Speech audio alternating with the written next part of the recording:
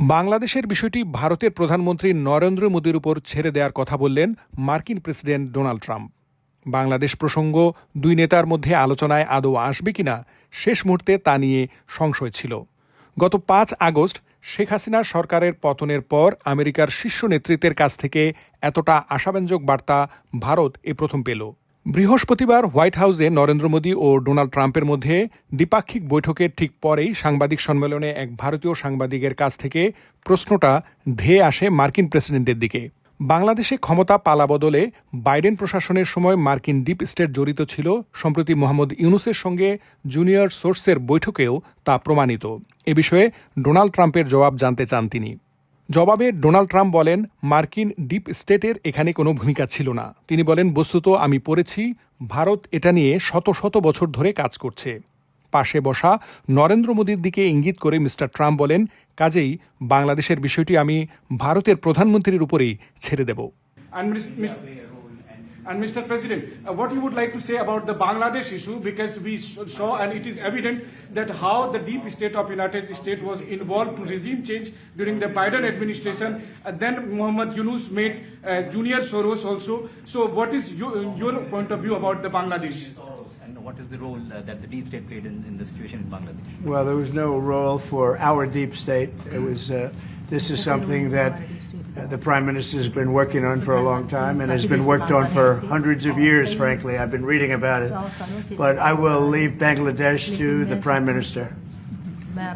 जहां तक रूस और यूक्रेन के बीच का लड़ाई का सवाल है,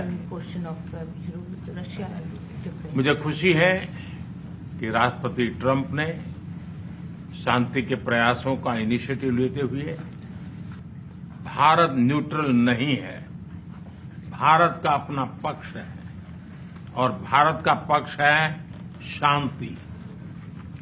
हम पहले दिन से ही, और मैंने राष्ट्रपति पुतिन को उनकी मौजूदगी में मीडिया के सामने कहा था कि ये समय युद्ध का नहीं है, और मेरा एक कन्विक्शन है कि समस्याओं का समाधान युद्ध के मैदानों में नहीं निकलता है, वो टेबल पर चर्चा करके ही निकलता है।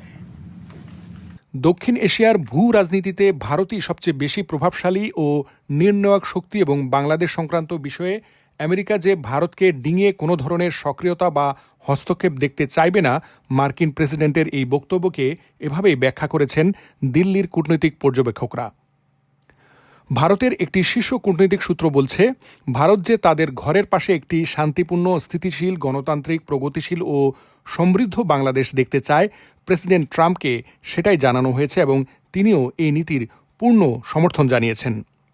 মার্কিন প্রেসিডেন্ট ডোনাল্ড ট্রাম্পের সঙ্গে বৈঠকের আগে বৃহস্পতিবার ওয়াশিংটনে ভারতের প্রধানমন্ত্রী নরেন্দ্র মোদি আলাদা আলাদা বৈঠক করেন মার্কিন ইন্টারন্যাশনাল ইন্টেলিজেন্সের প্রধান তুলসী গ্যাবার্ড এবং আমেরিকার জাতীয় নিরাপত্তা উপদেষ্টা মাইক ওয়ালজের সঙ্গে।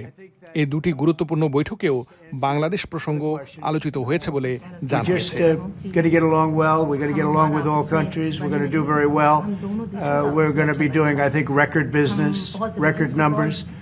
And we're going to work with India also. We have some very big trade deals to announce in the very near future. Mohammad Shamim, MCTV US। अकेले ऐसे लीडर हैं जिन्होंने प्रेसिडेंट